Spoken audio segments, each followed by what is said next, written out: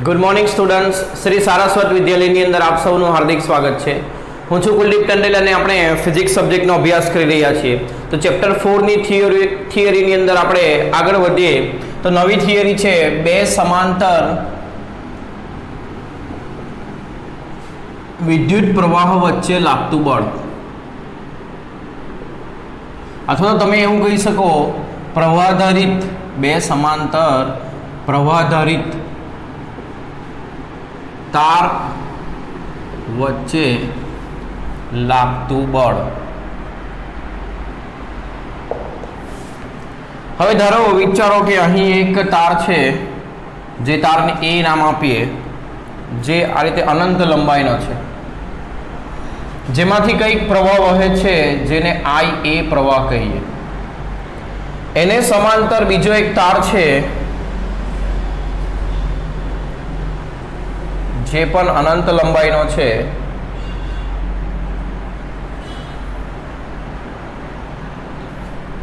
અને જેમાંથી IB જેટલો પ્રવાહ વહે છે. અને આ બે તાર વચ્ચે જે લંબ અંતર છે એ છે B. બરાબર, B બે તાર વચ્ચેનું લંબ અંતર.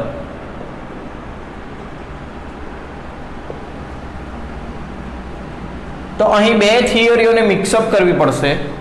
પહેલી થિયરી એ કે આ એ તારમાંથી, આ તાર એ માંથી IA જેટલો પ્રવાહ પસાર થાય તો તેના કારણે તેની આસપાસના વિસ્તારમાં ચુંબકીય ક્ષેત્ર ઉદ્ભવે. તો આની અક્ષથી B જેટલા અંતરે અહીં આગળ ચુંબકીય ક્ષેત્ર કેટલું હશે. એટલે પહેલો ટોપિક એ લખીએ કે તાર એ વડે D જેટલા અંતરે ઉદ્ભવતું ચુંબકીય ક્ષેત્ર એ કેટલું હશે. તો એને BA વડે લખીએ ઇઝ ઇક્વલ ટુ R અંતરે, તારના કારણે R અંતરે ચુંબકીય ક્ષેત્રનું સૂત્ર μ0I ડિવાઇડ બાય 2πr. તો અહીં D જેટલા અંતરે આપણે શોધીએ છીએ A વડે. બરાબર, A વડે માટે એ લખ્યું છે. બરાબર, તો μ0 કોના વડે ઉદ્ભવે છે? A વડે. એટલે પ્રવાહ કયા તારમાંથી પસાર થતો લેવાનો? A તારમાંથી. અને 2π અહીંથી કેટલા અંતરે આપણે શોધીએ છીએ? B અંતરે. એટલે અંતર R બરાબર શું લેવાનું? B. તારની અક્ષથી લંબ અંતર જે અહીં કેટલું લેવાનું? B. બરાબર. એટલે શું થયું કે આ તારમાં પ્રવાહ પસાર થાય છે, તેના કારણે અહીં આગળ બીજા તાર આગળ આટલું ચુંબકીય ક્ષેત્ર ઉદ્ભવ્યું. હવે બીજી થિયરી યાદ કરો કે પ્રવાહધારિત તાર જો ચુંબકીય ક્ષેત્રની અંદર હોય તો તેના પર બળ લાગે. તો આ B તારમાં પ્રવાહ પસાર થાય છે અને અહીં આગળ ચુંબકીય ક્ષેત્ર છે કોનું? A તારનું. તો ચુંબકીય ક્ષેત્રમાં આ પ્રવાહધારિત તાર છે એટલે આના પર બળ લાગશે. બરાબર, તો B તાર પર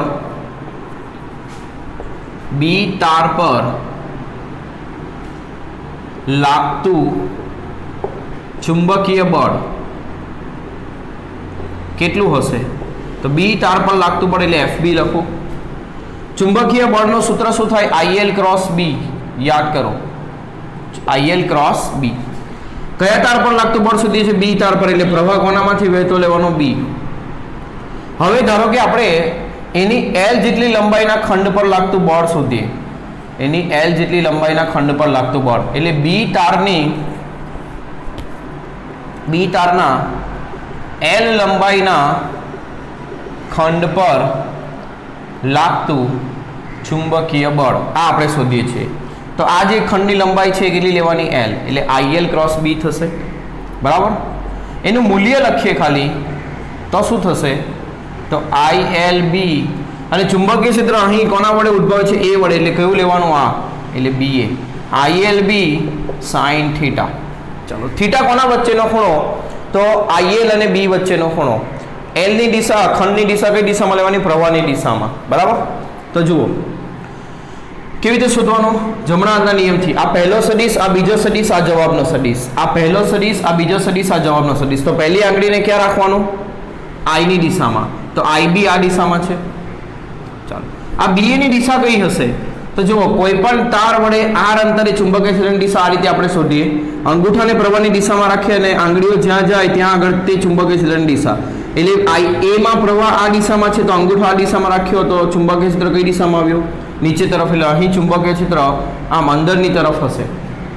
બરાબર, એટલે આ એ BA જે છે એ અંદરની તરફ છે. તો તો ચુંબકીય ક્ષેત્ર અંદરની તરફ છે, IB આ દિશામાં છે, તો IB માં પહેલી આંગળી રાખું, બીજી આંગળી ક્યાં રાખવાની? ચુંબકીય ક્ષેત્રની દિશામાં, એટલે અંદર તરફ. જો પહેલી આંગળી આની દિશામાં, બીજી આંગળી ચુંબકીય ક્ષેત્રની દિશામાં, તો અંગૂઠો તમને આનો જવાબ આવશે, એટલે આ દિશામાં એના પર બળ લાગશે. આ દિશામાં એના પર શું લાગશે? બળ.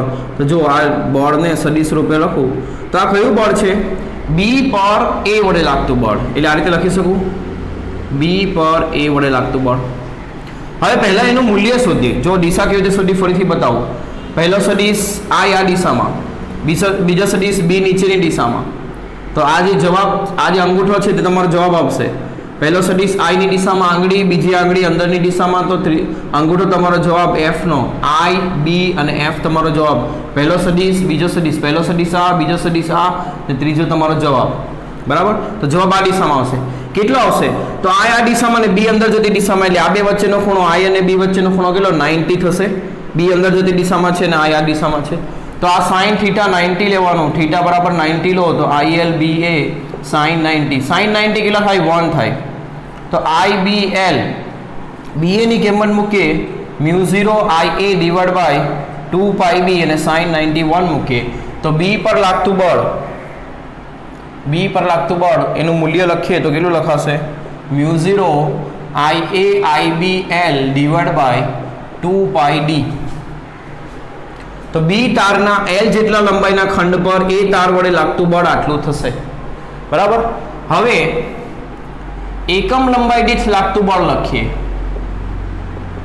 એકમ લંબાઈ દીઠ લાગતું બળ એટલે B તાર પર એકમ લંબાઈ દીઠ એની લંબાઈ વડે ભાગી દઈએ તો એકમ લંબાઈ દીઠ લાગતું બળ કેટલું થશે? μ0 IA IB divide by 2 pi D. તો આ સૂત્ર આપણે યાદ રાખવાનું છે. આનો એકમ શું થશે? બળનો એકમ ન્યૂટન અને લંબાઈનો એકમ મીટર. ન્યૂટન પ્રતિ મીટર. 1 મીટર લંબાઈના તાર પર બીજા તાર વડે આટલું બળ લાગશે. જે ઈઝી છે. કેવી રીતે યાદ રાખશું? μ0 I1 I2 divide by 2 pi D. D શું લેવાનો? બે તાર વચ્ચેનું લંબ અંતર. I1 I2 એટલે કે IA IB બે તારમાંથી વહેતો શું લેવાનો? પ્રવાહ. તો આ શું આવશે? 1 મીટર લંબાઈ પર લાગતું બળ. તો ગમે તેટલી લંબાઈના તાર પર લાગતું બળ શોધવાનું હોય તો તેની લંબાઈ વડે એને શું કરી દેવાનું? ગુણી દેવાનું. એટલે તમારો લાગતા બળનો જવાબ આવે. તો આ થિયરી ઈઝી છે.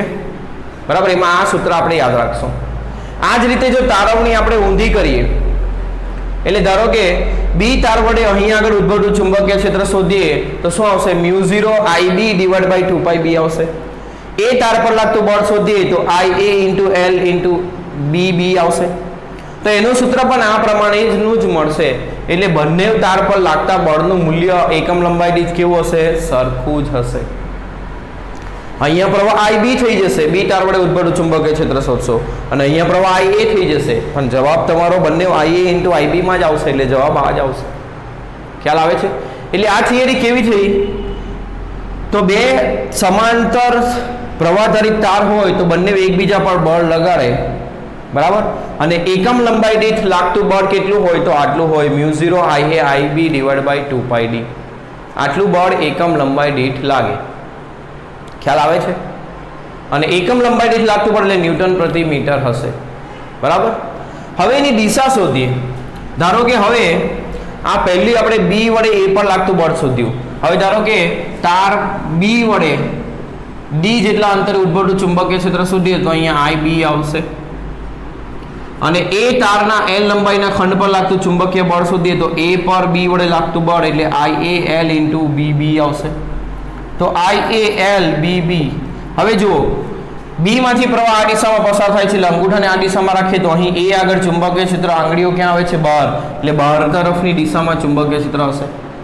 હવે જો બહાર તરફ ચુંબકીય ક્ષેત્ર અને A માંથી વહેતો પ્રવાહ આ દિશામાં એટલે B અને I વચ્ચેનો ખૂણો કેટલો? 90. એટલે અહીં ફરી પાછો sin 90 જ આવશે. A માંથી વહેતો પ્રવાહ અને B વડે ઉદ્ભવતા ચુંબકીય ક્ષેત્ર એકબીજાને લંબ છે. જુઓ આ બહાર આવતી દિશામાં ચુંબકીય ક્ષેત્ર અને આ દિશામાં એમાંથી વહેતો પ્રવાહ તો બંને એકબીજાને લંબ એટલે આ sin 90 આવશે. તો અહીં IA અહીં IB. તો સૂત્ર કેવું થયું? એ જ થયું. μ0 IA IB divide by 2 pi L. એટલે A પર લાગતું બળના મૂલ્ય પણ એટલું જ મળે જેટલું B પર લાગતું બળ મળે. એટલે બંને તાર એકબીજા પર સમાન મૂલ્યનું બળ લગાવે. બરાબર? બંને તાર એકબીજા પર સમાન મૂલ્યનું બળ લગાવે. ખ્યાલ આવે છે? હવે એની દિશા શોધીએ. તો આ બળની દિશા I અને B થી બનતા સમતલને લંબ, I કઈ દિશામાં? આ દિશામાં. પહેલી આંગળી આ દિશામાં, B કઈ દિશામાં? બહારની દિશામાં. તો જો પહેલી આંગળી I ની દિશામાં, બીજી આંગળી B ની દિશામાં, તો આ મારી બળની દિશા. એટલે આ દિશામાં એના પર લાગતું બળ આવ્યું, A પર B વડે લાગતું બળ. તો જુઓ કેવું બળ આવ્યું? આ તરફ આવ્યું, એટલે દિશા બદલાશે. હવે દર વખતે આવી રીતે તમે સદિશ ગુણાકાર પરથી દિશા શોધવા જશો તો બહુ સમય જશે. એના કરતાં એક સરળ મેથડ તમને શીખવાડું, જે નોંધ તમે યાદ રાખશો એટલે તમને આવડી જશે કે કેવી રીતે દિશા શોધવાની. બરાબર? તો આ એક સૂત્ર આપણે યાદ રાખવાનું છે કે એકમ લંબાઈ દીઠ કોઈ તાર પર લાગતું બળ બીજા તાર વડે, બે તાર એકબીજાને સમાંતર આવેલા હોય અને બંનેમાંથી પ્રવાહ વહેતો હોય, તો કોઈ એક તાર પર એકમ લંબાઈ દીઠ લાગતું બળ કેટલું હશે? તો એકમ લંબાઈ દીઠ લાગતું બળનું સૂત્ર આપણે યાદ રાખશું μ0 Ia Ib, અથવા તો આ રીતે યાદ રાખશું μ0 I1 I2 divide by 2πd, જ્યાં d શું લેવાનું? બે તાર વચ્ચેનું લંબ અંતર. આટલું બળનું મૂલ્ય હશે. એટલે A B પર જેટલું બળ લગાડશે તેટલું જ B A પર બળ લગાડશે. બંને બળના મૂલ્ય કેવા હશે? સમાન હશે. બરાબર? આ વસ્તુ એક નોંધવાની. હવે દિશા માટે તમે જુઓ તો આ બળ કેવા આવ્યા? આ A ને B આકર્ષે છે અને B ને A આકર્ષે છે. એટલે આકર્ષણ બળ આવ્યું ક્યારે? જ્યારે બંનેમાં પ્રવાહ કેવી દિશામાં હતો? સમાન દિશામાં. એટલે દિશા માટે યાદ રાખશું કે જો પ્રવાહ સમાન દિશામાં વહે, જો બંને તારમાં પ્રવાહ બંને તારમાં વહેતો પ્રવાહ પહેલું સમાન દિશામાં હોય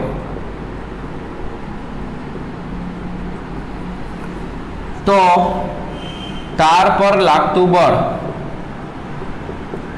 તારો પર લાગતું બળ કેવું હશે? તો સમાન દિશામાં પ્રવાહ હોય ત્યારે બંને એકબીજાને આકર્ષે એટલે બળ કેવું હશે? આકર્ષણ બળ હશે. હવે જો પ્રવાહની દિશા વિરુદ્ધ કરી દઈએ તો શું થાય તે જોઈએ. તો આ બંને બળની દિશા હું ભૂસી નાખું, આ ચુંબકીય ક્ષેત્રની દિશા ભૂસી નાખું. ધારો કે B માં વહેતો પ્રવાહ A થી વિરુદ્ધ દિશામાં લઈ લો, એટલે આ દિશામાં પ્રવાહ લઈ લો.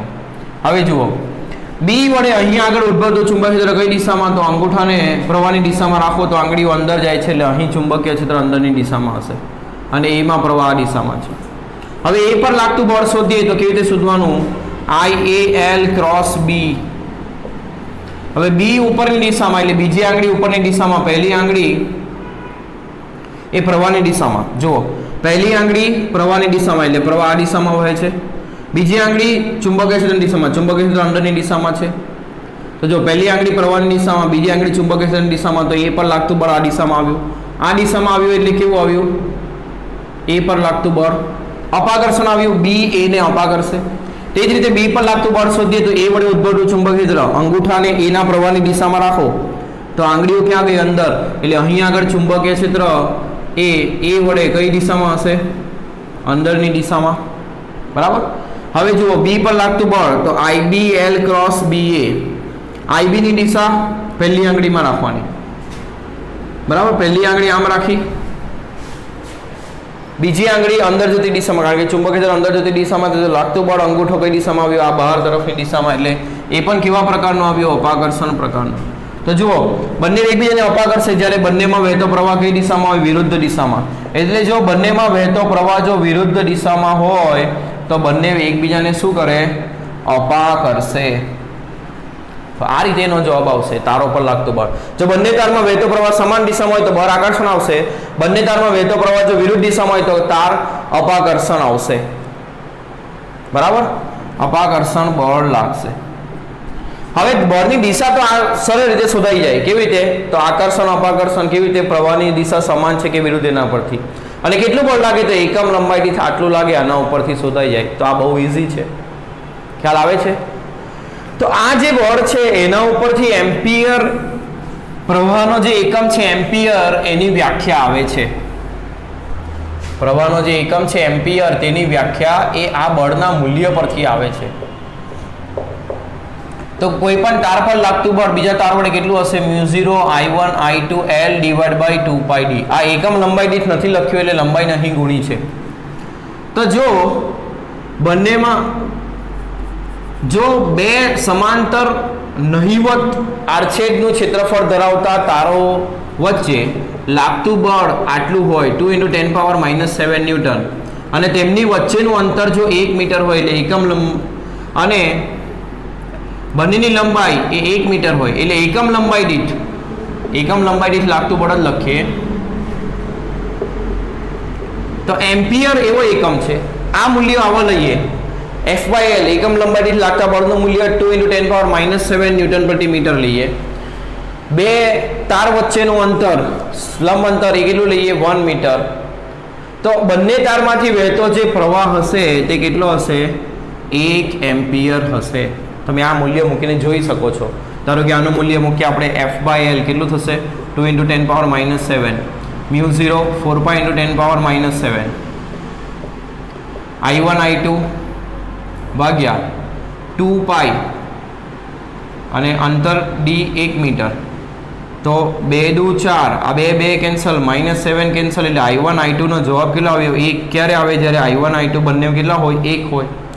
એનો મતલબ એવો થયો કે એમ્પિયર એ એવો વિદ્યુત પ્રવાહ છે કે જે બે સમાંતર એકબીજાથી 1 મીટર અંતરે રહેલા નહિવત આડછેદ ધરાવતા તારમાંથી વહેતો હોય ત્યારે તારો વચ્ચે એકમ લંબાઈથી લાગતું બળ 2 × 10⁻⁷ ન્યૂટન પ્રતિ મીટર હોય તો એ જે પ્રવાહ છે તેને શું કહેશું આપણે? 1 એમ્પિયર પ્રવાહ.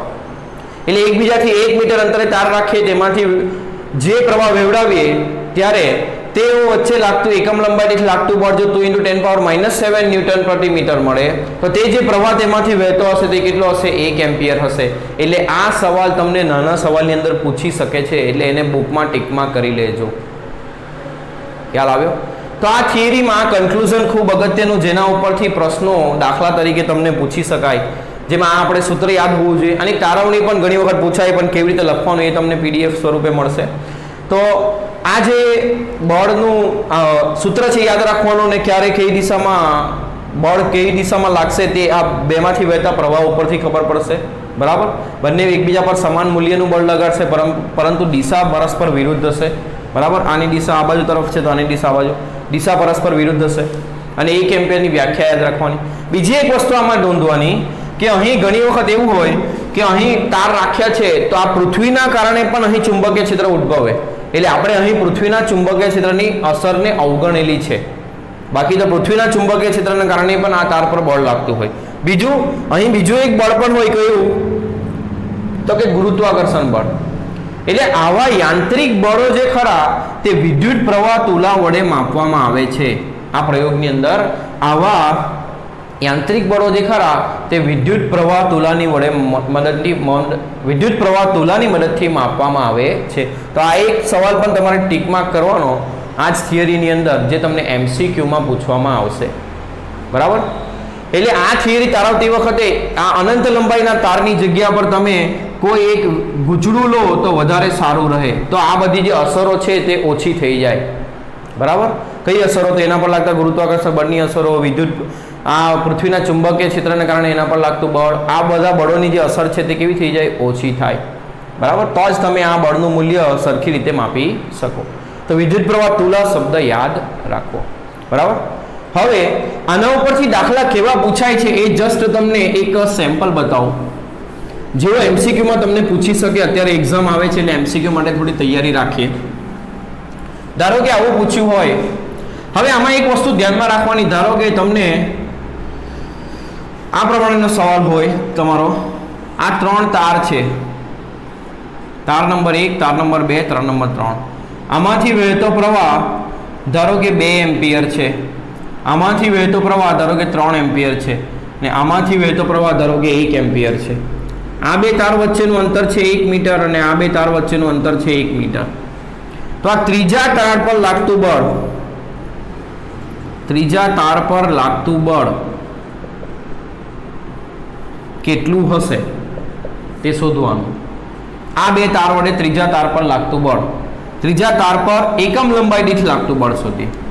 ત્રીજા તાર પર એકમ લંબાઈ દીઠ લાગતું બળ બરાબર ખાલી જગ્યા ન્યૂટન પ્રતિ મીટર. આ શોધવાનું છે આપણે. ત્રીજા તાર પર એકમ લંબાઈ દીઠ લાગતું બળ. તો ચાલો ત્રીજા તાર પર કોણ બળ લગાડશે? પહેલો તાર અને બીજો તાર. બરાબર, કોણ કોણ બળ લગાડે? પહેલો તાર અને બીજો તાર. તો પહેલા તાર વડે ત્રીજા તાર પર, એટલે ત્રીજા પર પહેલા વડે, એટલે 3 1 આવે તે લખું. લાગતું બળનું મૂલ્ય એકમ લંબાઈ દીઠ લાગતા બળનું મૂલ્ય લખીએ તો એટલે કેટલું થશે? μ0 ત્રીજા તારનો પ્રવાહ પહેલા તારનો પ્રવાહ ભાગ્યા μ0 I1 I2 ડિવાઇડ બાય 2 પાઈ બે વચ્ચેનું અંતર. તો પહેલા અને ત્રીજા વચ્ચેનું લંબ અંતર 1 અને 1 કેટલા મીટર થશે? 2 મીટર થશે. પહેલા અને ત્રીજા વચ્ચેનું અંતર એટલે 2 મીટર મૂકશો. બરાબર, અહીં કિંમત મૂકીએ 4 પાઈ × 10⁻⁷ I3 3 માંથી વહેતો પ્રવાહ 1 એમ્પિયર અને 1 માંથી વહેતો પ્રવાહ 2 એમ્પિયર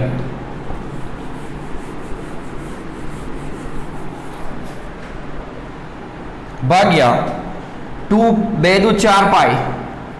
તો 4 પાઈ કેન્સલ.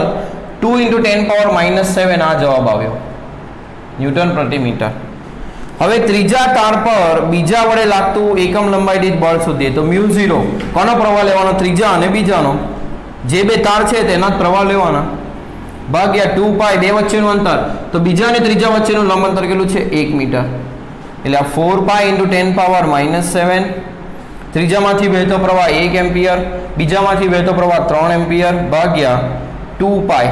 તો 2 દુ 4 અને 3 દુ 6 6 × 10⁻⁷ ન્યૂટન પ્રતિ મીટર થયું. ચાલો આ બે બળની દિશા લખીએ, કારણ કે પરિણામી બળ શું થશે? ત્રીજા તાર પર લાગતું પરિણામી બળ શું થશે? તો ત્રીજા તાર પર લાગતું પરિણામી બળ એ બંને વડે લાગતા એકમ લંબાઈ દીઠ લાગતું બળ એ બંને વડે લાગતા એકમ લંબાઈ દીઠ લાગતા બળનો શું થશે? સદિશ સરવાળો થશે. બરાબર, ચાલો એનો સદિશ સરવાળો કરવાનો છે તો બંનેની દિશા જોઈએ. તો ચાલો ત્રીજા વડે પહેલા અને ત્રીજામાં પ્રવાહની દિશા જે છે તે સમાન છે કે વિરુદ્ધ છે? તો સમાન છે. સમાન છે એટલે પહેલો તાર એ ત્રીજાને શું કરે? સમાન દિશામાં પ્રવાહ વહેતો હોય તો આકર્ષણ બળ લાગે એટલે એને આકર્ષે. એટલે પહેલો તાર ત્રીજાને આકર્ષે કારણ કે બંનેમાં વહેતા પ્રવાહની દિશા સમાન છે, એક જ દિશામાં ઉપરની દિશામાં પ્રવાહ વહે છે. આકર્ષે એટલે આ દિશામાં પ્રવાહ લાગશે એટલે ત્રીજા પર પહેલા વડે લાગતું બળ આ દિશામાં થશે. હવે ત્રીજા પર બીજા વડે લાગતું બળ, તો ત્રીજા અને બીજામાં પ્રવાહની દિશા પરસ્પર વિરુદ્ધ છે, એકમાં ઉપર એકમાં નીચે. એટલે બીજો તાર ત્રીજાને અપાકર્ષે એટલે એનાથી દૂર લઈ જાય એટલે આ દિશામાં બળ લાગે. પહેલાને ત્રીજાને પહેલો આકર્ષે એટલે પોતાની તરફ લે અને પહેલાને બીજો અપાકર્ષે એટલે એને પોતાનાથી દૂર લઈ જાય એટલે આ દિશામાં આવશે. બંને પરસ્પર વિરુદ્ધ દિશામાં આવ્યા એટલે પરિણામી બળ કેટલું થશે? તો પરિણામી બળ માટે શું કરશું? પરિણામી બળના મૂલ્ય માટે શું કરશું આપણે? તો આ બંનેની બાદબાકી કરશું. કેવી રીતે બાદબાકી કરશું? તો મોટા માઇનસ નાનું. તો મોટું મૂલ્ય કેવું છે? 6 × 10⁻⁷ માઇનસ નાનું મૂલ્ય કેવું છે? 2 × 10⁻⁷. 6 - 2 એટલે 4 × 10⁻⁷ ન્યૂટન પ્રતિ મીટર જવાબ આવશે. અને કઈ દિશામાં આવશે? તો મોટા મૂલ્યની દિશામાં. મોટું મૂલ્ય કયું છે? 3 2 એટલે આ મૂલ્ય મોટું છે એટલે આ દિશામાં જવાબ આવશે. એટલે પરિણામી બળ આ દિશામાં લાગશે. એટલે આ બે તાર વડે લાગતું બળ પરિણામી બળ કઈ દિશામાં થશે? જમણી બાજુ. અને કેટલું થશે? 4 × 10⁻⁷. આ રીતે તમારે જવાબ લખવાનો. અહીં દિશા કઈ લખીએ? જમણી બાજુ. તો આ પ્રકારનો પ્રશ્ન એ MCQ ની અંદર પરીક્ષામાં પૂછાય છે એટલા માટે તમને મેં એક સેમ્પલ કરાવ્યું અને આના ઉપરથી તમારે બાકીના દાખલાઓ કરવાના. બરાબર છે? ચાલો હવે આગળની થિયરી તરફ વધીએ.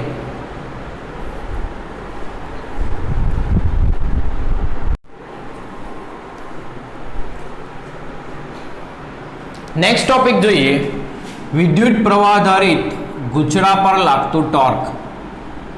વિદ્યુત પ્રવાહ આધારિત ગૂંચળા પર લાગતું ટોર્ક અને બીજું છે સાથે ચુંબકીય ડાયપોલ. આ બે વસ્તુ સમજવાની છે. તેમાં પ્રથમ ટોપિક જોઈએ, નિયમિત ચુંબકીય ક્ષેત્રમાં રહેલ લંબચોરસ પ્રવાહધારિત ગૂંચળા પર લાગતું ટોર્ક.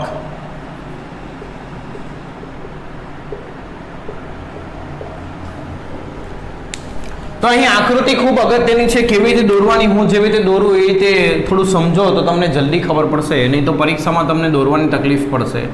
તમારે સૌપ્રથમ ચુંબકના આ બે ધ્રુવ દોરી દેવાના. આ રીતે આ બે ચુંબકના ધ્રુવો છે, બરાબર. આ ઉત્તર ધ્રુવ, આ દક્ષિણ ધ્રુવ. તો ચુંબકીય ક્ષેત્ર હંમેશા ઉત્તરથી દક્ષિણ હોય, એટલે આ દિશામાં ચુંબકીય ક્ષેત્ર હશે, બરાબર.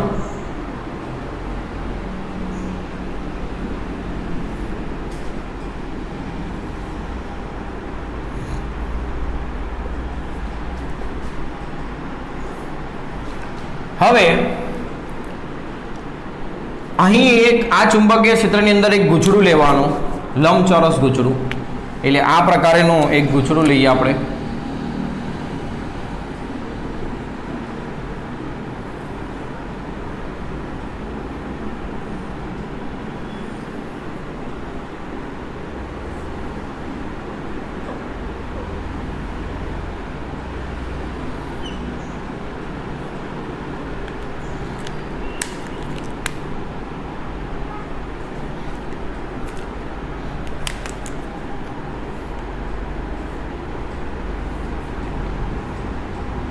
આ ગૂંચળું લીધું લંબચોરસ. લંબચોરસ ગૂંચળું છે એટલે આ જે પહોળાઈ છે તે a જેટલી લઈ લઈએ, અને આ જે લંબાઈ છે ગૂંચળાની તે b જેટલી લઈએ. એટલે લંબાઈ b અને પહોળાઈ a છે.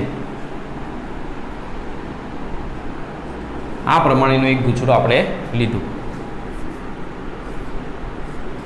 હવે આ ગૂંચળામાં પ્રવાહ વેવડાવવા માટે એને એક સ્લીપ રિંગ ઉપર રાખ્યું છે. કેમ સ્લીપ રિંગ ઉપર રાખવાનો એ પણ સમજાવીશ તમને.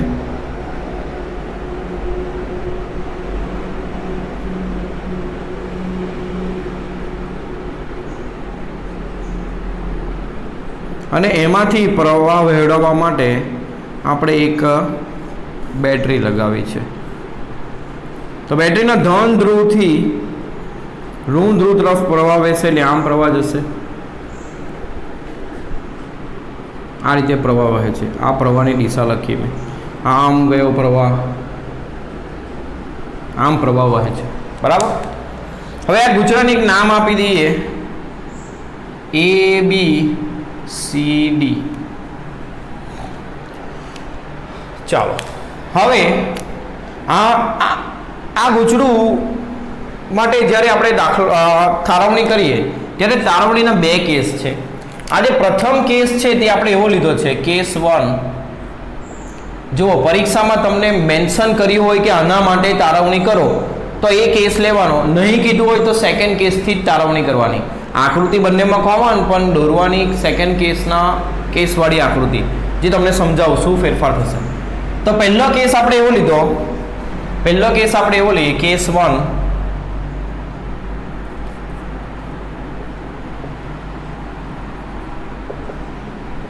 જ્યારે ગૂંચળું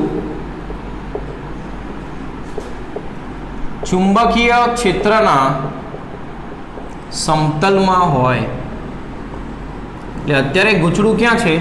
તો ચુંબકીય ક્ષેત્ર આ દિશામાં છે, તો આ જ સમતલમાં ગૂંચળું પણ છે, બરાબર. ચાલો હવે આની અંદર એક નવો ટર્મ આવશે, જે શું છે છેલ્લે ખબર પડશે. પણ એ કેવી રીતે આવશે એ પહેલાં તમને દોરતા શીખવાડી દઉં, કારણ કે આકૃતિની અંદર આપણે એ વસ્તુ દોરવાની છે, અને એ શું છે છેલ્લે ખબર પડશે, બરાબર. પરંતુ દોરવાનું પહેલાં છે એટલા માટે સમજાવું. હવે જુઓ, પહેલાં તો આ તાર જે છે A થી B તાર, B થી C તાર, C થી D તાર અને D થી A તાર, આ ચારેય તાર એ ચુંબકીય ક્ષેત્રમાં છે, અને ચારેય તારમાંથી પ્રવાહ પસાર થાય છે. તો એ ચારે ઉપર શું લાગશે? બળ. કારણ કે પ્રવાહધારિત તાર જો ચુંબકીય ક્ષેત્રની અંદર હોય તો તેના પર બળ લાગે. કેટલું બળ લાગે? તો IL ક્રોસ B, એટલે મૂલ્ય લખીએ, પ્રવાહધારિત તાર પર લાગતું ચુંબકીય બળ એ કેટલું થશે? ILB sin θ આવું થશે. IL ક્રોસ બી એટલે IL બી સાઇન થીટા. તો જુઓ AB તાર પર લાગતું બળ લખીએ. AB તાર પર લાગતું બળ, ચાલો કેટલું થશે? તો AB તારની લંબાઈ કેટલી છે? B. એમાંથી વહેતો પ્રવાહ, બધામાંથી વહેતો પ્રવાહ સમાન જ છે ને, તે I જ છે. આખો પ્રવાહ અહીંથી I વહે છે તો બધામાં એ જ પ્રવાહ જાય છે. એટલે બધામાંથી વહેતો પ્રવાહ તો કેટલો છે? I જ. આખા પરિપથમાં એક જ પ્રવાહ વહે છે. એટલે એ તારમાંથી વહેતો પ્રવાહ I. એની લંબાઈ કેટલી? તો AB તારની લંબાઈ આટલી એટલે કેટલી? B. ચુંબકીય ક્ષેત્ર અહીં ધારો કે B જેટલું છે, નિયમિત ચુંબકીય ક્ષેત્ર આ ચુંબકના ધ્રુવો વચ્ચે. બે વચ્ચેનો ખૂણો I અને B વચ્ચેનો ખૂણો, I આ દિશામાં અને B આ દિશામાં, બે વચ્ચેનો ખૂણો 90 ડિગ્રી થશે, બરાબર. B આ દિશામાં છે ને I આ દિશામાં છે, તો બે વચ્ચેનો ખૂણો કેટલો થશે? 90 ડિગ્રી. 90 ડિગ્રી એટલે sin 90 મૂકો તો જવાબ શું આવશે? sin 90 નું મૂલ્ય 1 આવે. એટલે IB sin 91 આટલું બળ લાગશે. કઈ દિશામાં લાગશે? તો આપણે શું કરવાનું? પહેલી આંગળી I ની દિશામાં, બીજી આંગળી B ની દિશામાં અને અંગૂઠો આપણો જવાબ. તો I ની દિશામાં, પ્રવાહની દિશામાં પહેલી આંગળી, બીજી આંગળી ચુંબકીય ક્ષેત્રની દિશામાં અને ત્રીજી આંગળી આપણો જવાબ એટલે અંદરની દિશામાં. નીચે તરફ એના પર બળ લાગશે. બતાવી ન શકું એટલે આમ દોરું છું, પણ એ સમજો આમ નથી, નીચે અંદર જતી દિશામાં છે લાગતું બળ. AB પર લાગતું બળ એને F1 વડે દર્શાવીએ ધારો કે, ત્યાં આટલું થશે, બરાબર. આને આપણે F1 કહી દઈએ, AB પર લાગતું બળ. ચાલો હવે BC તાર પર લાગતું બળ લખીએ. તો ચાલો એમાંથી વહેતો પ્રવાહ I, એની લંબાઈ કેટલી? BC તારની લંબાઈ A. ચુંબકીય ક્ષેત્ર તો B જ છે અને I અને ચુંબકીય ક્ષેત્ર વચ્ચેનો ખૂણો, પ્રવાહ આ દિશામાં અને ચુંબકીય ક્ષેત્ર પણ આ દિશામાં, એટલે બંને એક જ દિશામાં, એટલે બે વચ્ચેનો ખૂણો 0. sin 0 શું થાય? 0. એટલે આખું બળ જ 0 થઈ જાય. એટલે BC પર કોઈ બળ લાગતું નથી. ખ્યાલ આવે છે? ચાલો આગળ કરીએ. CD પર લાગતું બળ. CD તારમાં પ્રવાહ આ દિશામાં છે, તો CD પર લાગતું બળ કેટલું થશે? પ્રવાહ એમાંથી વહેતો I, આની લંબાઈ કેટલી થશે? તો B. ચુંબકીય ક્ષેત્ર B અને sin થીટા, પ્રવાહ આ દિશામાં અને તાર આ દિશામાં, એટલે પ્રવાહ અને ચુંબકીય ક્ષેત્ર વચ્ચેનો ખૂણો કેટલો? 90. એટલે sin 90. sin 90 કેટલા થશે? 1. એટલે IBB આટલું બળ લાગ્યું. એને ધારો કે આપણે F2 કહી દઈએ. તો એ F2 કઈ દિશામાં છે તે જોઈએ. તો ફરીથી I આ દિશામાં, B આ દિશામાં અને આ બળની દિશા. તો ચાલો I ને આ દિશામાં રાખ્યું.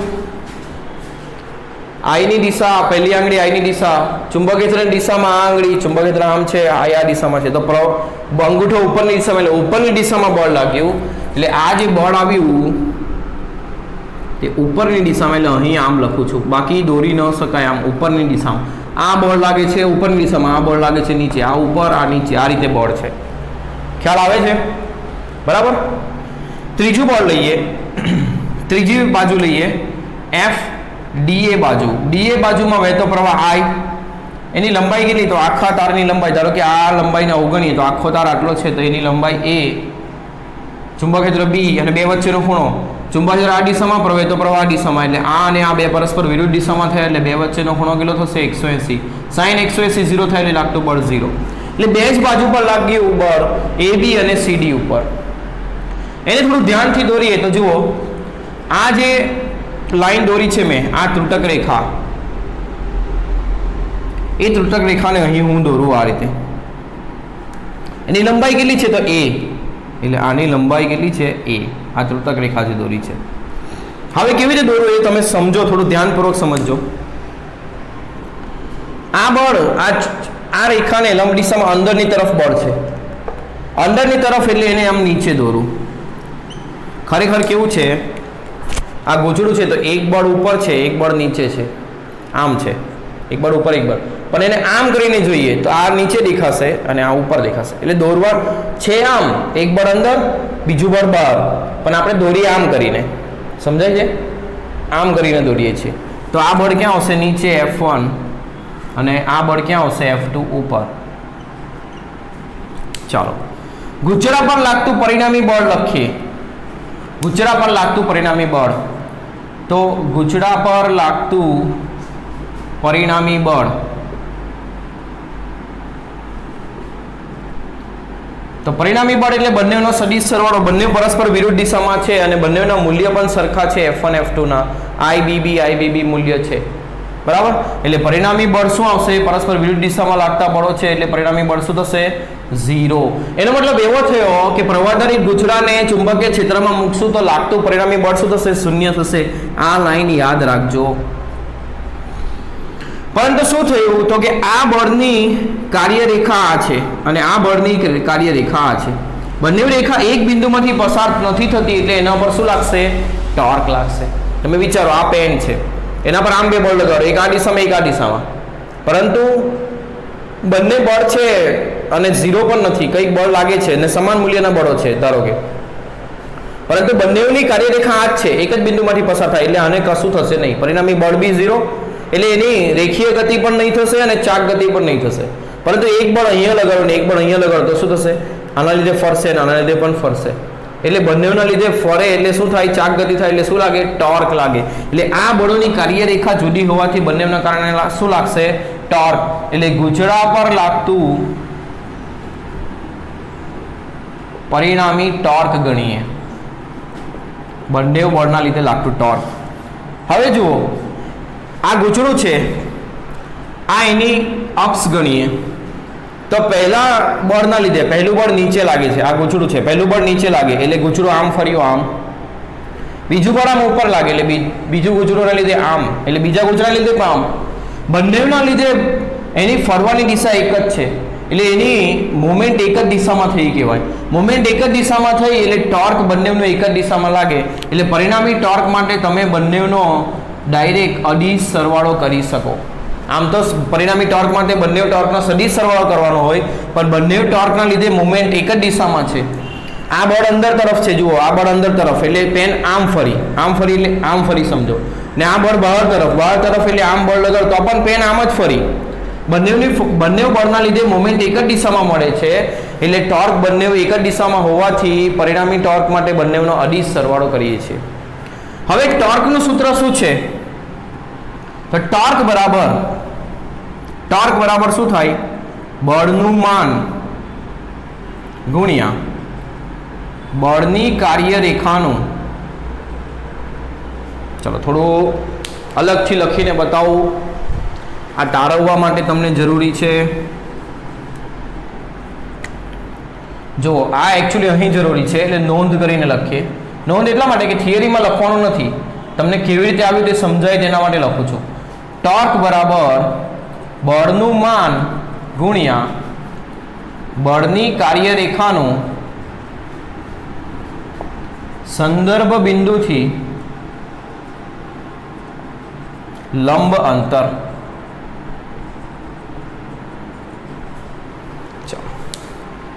આ એનું શું થશે? સૂત્ર. તો આનાથી ટોર્ક શોધી. હવે જો જગા નથી એટલા માટે આ વસ્તુ હું ભૂસી નાખું છું, બરાબર? તમારે લખી દેવાની નોટબુકની અંદર. બે તારવણી આપણે કરશું, યાદ રાખજો.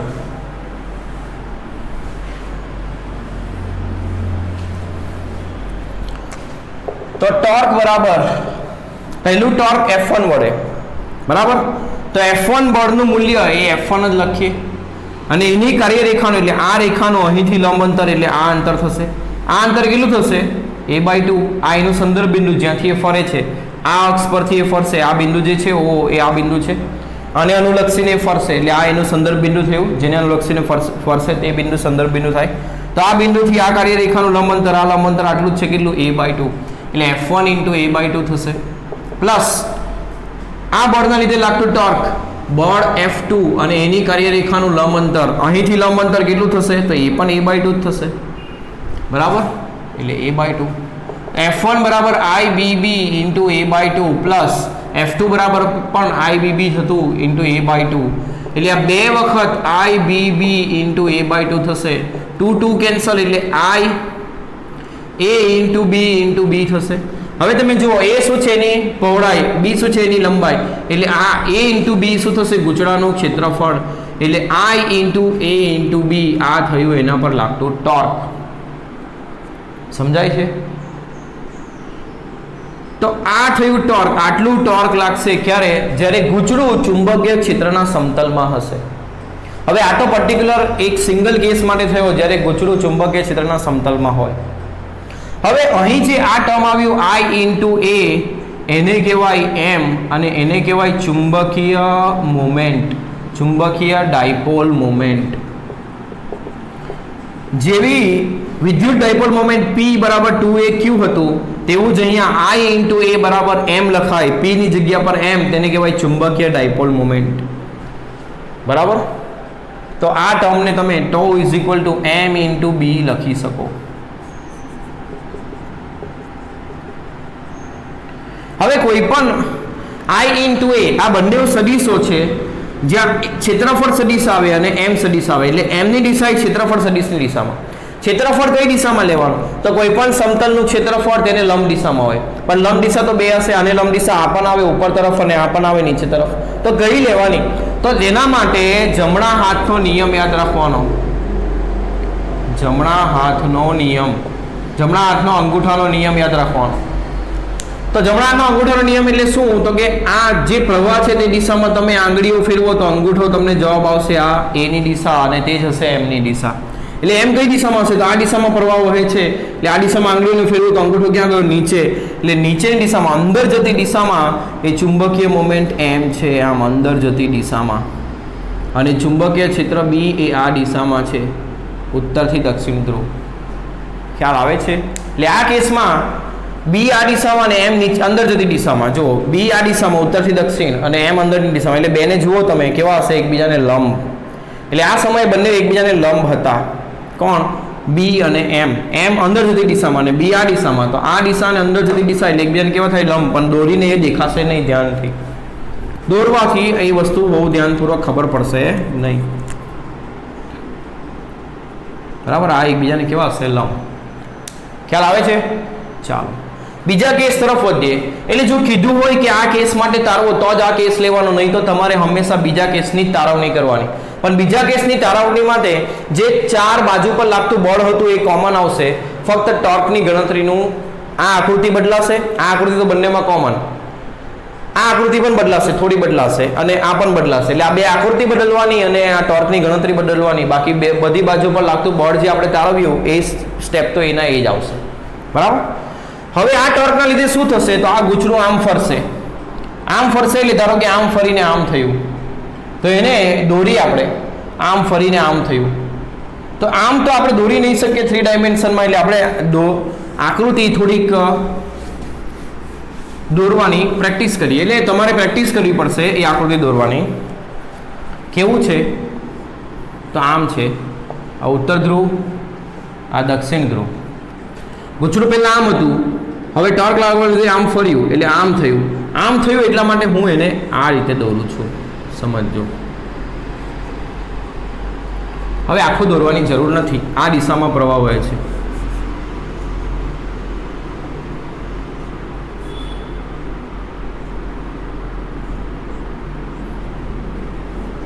તો આ દિશામાં પ્રવાહ વહે છે, આ દિશામાં પ્રવાહ વહેતો હતો I. ચાલો અહીં હવે ચુંબકીય ક્ષેત્ર આમ ઉત્તરથી દક્ષિણ એટલે આ દિશામાં હશે. I ની ફરવાની અક્ષ ને I નું સંદર્ભ બિંદુ થયું. બરાબર. F1 બળ જે અંદર દિશામાં હતું એ આમ અંદરની દિશામાં આવશે. F2 બળ બહાર આવતી દિશામાં એટલે એ આમ બહાર આવતી દિશામાં આવશે.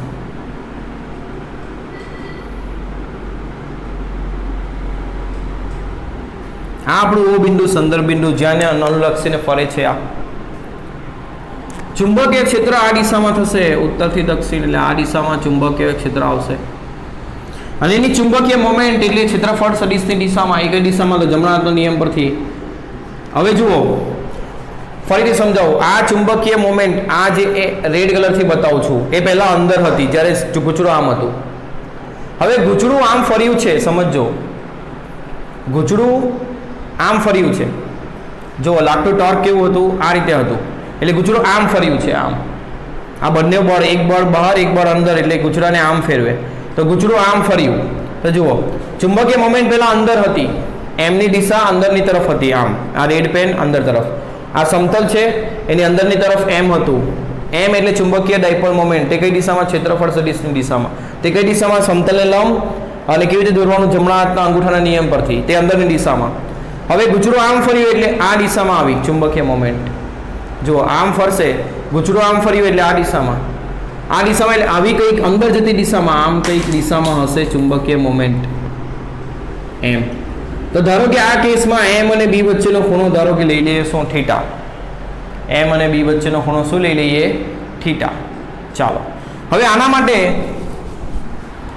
ટોર્કની ગણતરી કરીએ. હવે આ આકૃતિમાં શું ફેરફાર થશે એ જોઈએ. બહુ અઘરું છે આ સમજવું, કારણ કે 3 ડાયમેન્શનમાં ફિગર છે એટલે સમજવા માટે ઘણી જ તકલીફ પડે છે બધાને, બરાબર. હવે આમાં આ જે બાજુ છે એની લંબાઈ છે a, બરાબર, એ આપણને ખ્યાલ છે ને. આ બાજુની લંબાઈ છે b, આ પણ આપણને ખબર છે, બરાબર.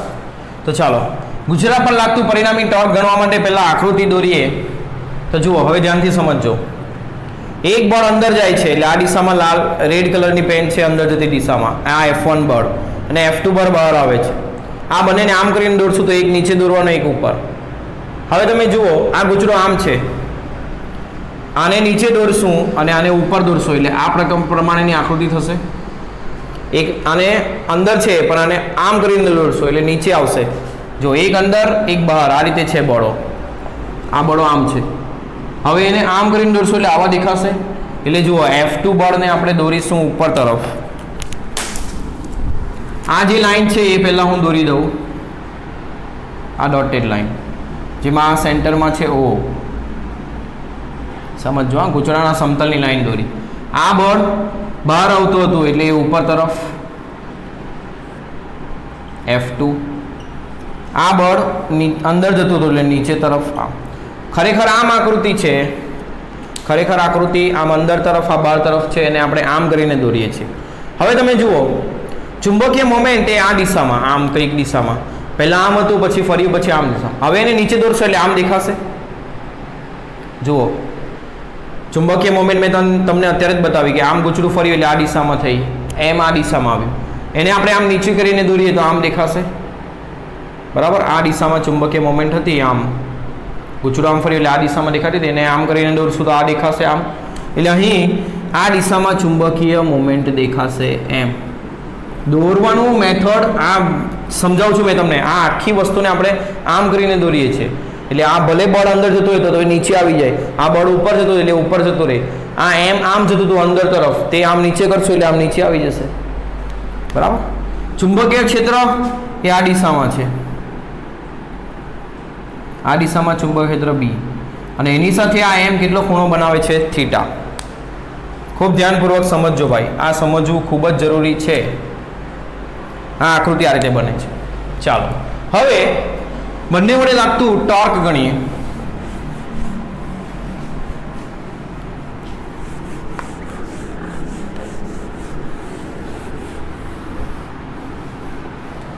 તો ગુચડા પર લાગતું ટોર્ક, ગુચડા પર હવે આ કયા કેસ માટે ગણીએ છીએ? કેસ નામ આપીએ. કેસ નંબર 2, જ્યારે ગુચડાનું સમતલ ચુંબકીય ક્ષેત્રને સમાંતર ન હોય.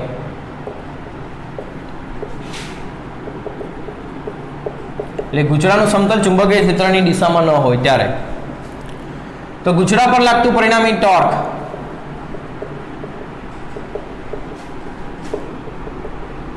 કેટલું થશે? તો પરિણામી ટોર્ક તો બરાબર બંને ટોર્કનો સરવાળો કરવાનો થશે, કારણ કે બંને વડે મોમેન્ટ એક જ દિશામાં મળે છે.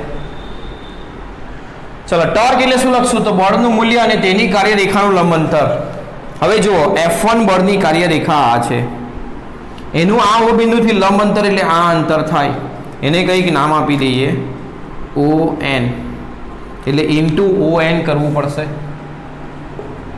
બીજું બળ F2 અને તેની કાર્યરેખાનું લંબ અંતર, એની કાર્યરેખા આ થાય અને એનું O થી લંબ અંતર આ થાય એટલે આ અંતર.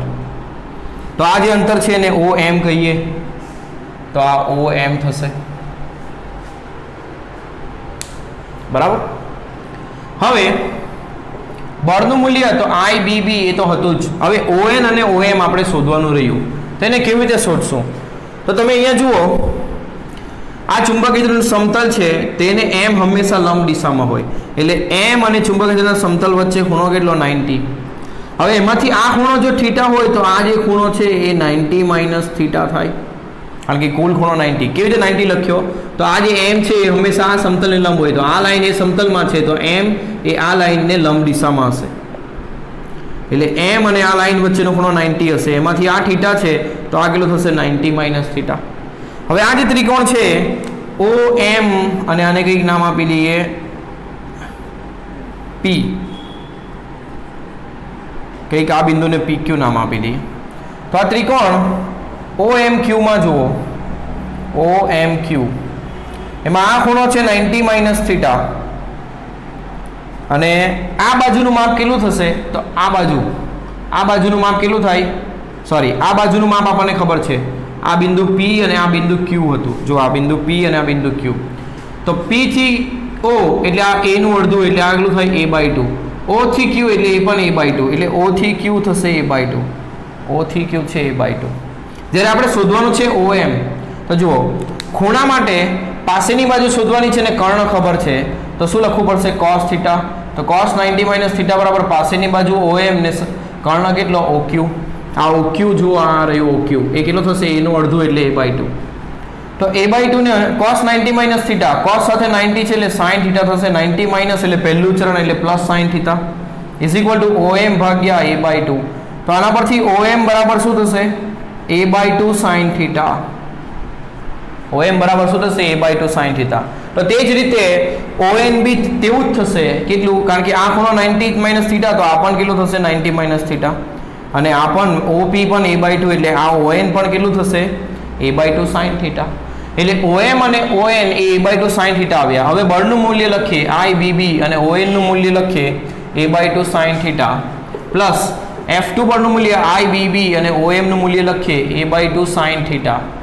તો આ બે વખત થયું, બે વખત IBB into A/2 sin theta, તો 2 કેન્સલ, તો IAB into B sin theta, અને A into B એટલે ગુજરાત સમતલનું ક્ષેત્રફળ, તો IA into B sin theta.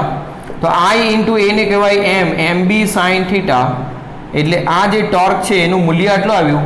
હવે AB sin થીટા એટલે શું થાય? A ક્રોસ B, તો લાગતા ટોર્કનું સદિશ સ્વરૂપ શું થશે? M cross B. તો આ થયું ટોર્કનું સૂત્ર. કોના પર? તો ગુચડા પર નિયમિત ચુંબકીય ક્ષેત્રની અંદર લાગતા ટોર્કનું સૂત્ર. એના પર લાગતું પરિણામી બળ 0 થશે અને ટોર્ક કેટલું થશે? આટલું થશે, M ક્રોસ B. તો આ સૂત્ર કોના જેવું છે વિચારો તમે. હવે આમાં થોડું ડીપમાં એક વસ્તુ સમજાવું જે તમારા દાખલા ગણવા માટે અગત્યની પણ છે. આ થિયરી આપણી અહીંયા પૂરી થઈ. એમાં આ જે M આવે છે એ શું છે? તો ચુંબકીય ડાયપોલ મોમેન્ટ. ચુંબકીય ડાયપોલ મોમેન્ટ. આમાં આપણે ગુચડું એક જ આંટાવાળું લીધું હતું, તો N આંટાવાળા ગુચડા માટે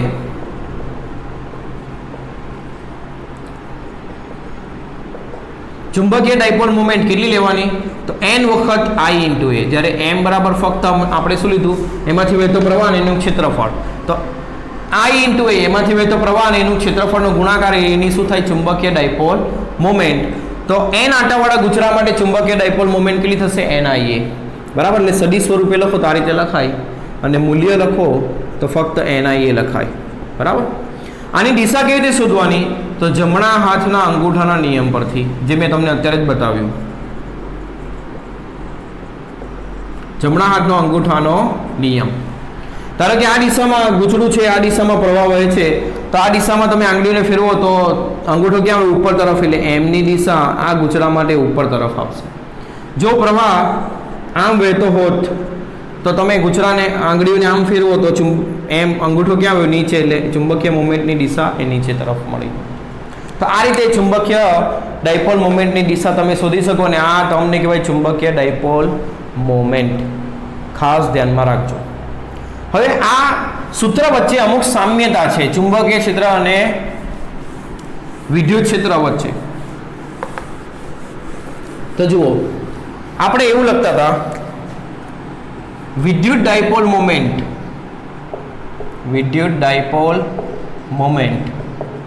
એ શું લખતા હતા આપણે? તો P બરાબર 2aq આવું લખતા હતા. જ્યારે અહીં ચુંબકીય ડાયપોલ મોમેન્ટ એટલે જ્યાં પણ m હશે ત્યાં b હશે, જ્યાં પણ p હશે ત્યાં m હશે. ચુંબકીય ડાયપોલ મોમેન્ટ NIA. ખ્યાલ આવે છે? આ પહેલો પોઈન્ટ. બીજું, સમાન વિદ્યુત ક્ષેત્રમાં વિદ્યુત ડાયપોલ પર લાગતું ટોર્ક આપણે લખતા હતા P ક્રોસ E. તો તે જ રીતે સમાન ચુંબકીય ક્ષેત્રમાં ચુંબકીય ડાયપોલ પર લાગતું ટોર્ક P ની જગ્યા પર M અને વિદ્યુત ક્ષેત્રની જગ્યા પર ચુંબકીય ક્ષેત્ર એટલે M ક્રોસ B. પછી તે જ રીતે વિદ્યુત સ્થિતિ ઊર્જા, ડાયપોલની વિદ્યુત સ્થિતિ ઊર્જા આ કોના માટે? વિદ્યુત ડાયપોલ માટે. અને આ કોના માટે? ચુંબકીય ડાયપોલ માટે. એની વિદ્યુત સ્થિતિ ઊર્જા આપણે કીધું લખતા હતા માઇનસ P ડોટ E. તો અહીં શું આવશે? માઇનસ P ની જગ્યા પર M ડોટ B. આ થીટા જે ખરો આમાં આવે છે મૂલ્યમાં P sin થીટા, એ થીટા P અને E વચ્ચેનો ખૂણો, જ્યારે અહીં M અને B વચ્ચેનો ખૂણો. બરાબર. હવે આમાં એક સ્પેશિયલ કેસ કર્યા હતા, એ બંને માટે સમાન થશે. તો પહેલો કેસ હતો જ્યારે થીટા બરાબર અહીં થીટા કયો ખૂણો લેવાનો? ધારો કે ટોર્કનું મૂલ્ય લખીએ તો ટોર્કનું મૂલ્ય શું લખાય? PE sin theta. ને થીટા કોના વચ્ચેનો ખૂણો? P અને E વચ્ચેનો ખૂણો. જ્યારે અહીં ટોર્કનું મૂલ્ય લખીએ તો શું લખાશે? MB sin theta. જ્યાં થીટા કોના વચ્ચેનો ખૂણો? M અને B વચ્ચેનો ખૂણો. બરાબર. તો જ્યારે થીટા 0 ડિગ્રી હોય ત્યારે ટોર્ક કેટલું થાય? તો PE sin 0 અથવા તો MB sin 0 બંને માટે સમાન જ આવશે. બરાબર. તો sin 0 એટલે શું થતું હતું? ટોર્ક 0 થતું હતું. જ્યારે ઉર્જા ચુંબકીય વિદ્યુત ડાયપોલ માટે લખો તો માઇનસ PE cos, આનું મૂલ્ય શું લખાય? Minus PE cos theta. cos 0 શું થાય? 1 એટલે માઇનસ PE જવો હતો. જ્યારે ચુંબકીય ડાયપોલ માટે ટોર્ક 0 અને વિદ્યુત સ્થિતિ ઊર્જા ચુંબકીય સ્થિતિ ઊર્જા કેટલી આવે? Minus MB. તો આ ન્યૂનતમ આવે ઉર્જા. ઉર્જા કેવી આવે? ન્યૂનતમ. આ ઉર્જા ન્યૂનતમ કહેવાય.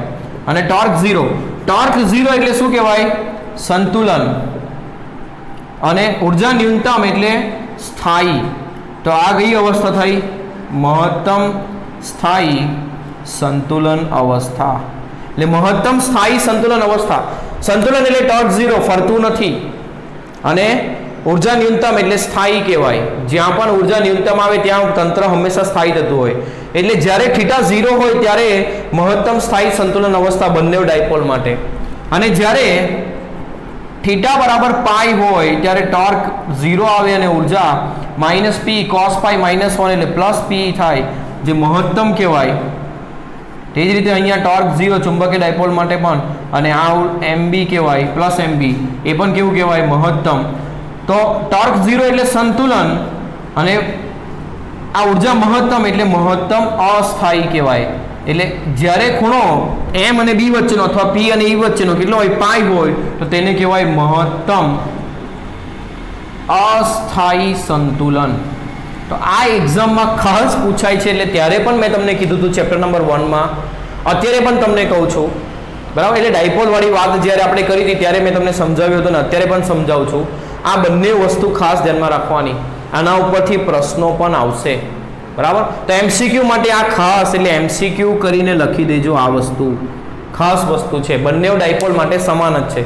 એટલે તમને એવું કીધું હોય મહત્તમ સ્થાયી સંતુલન એટલે થીટા બરાબર તમારે 0 શોધવાનો. કોના વચ્ચે? M અને B વચ્ચેનો.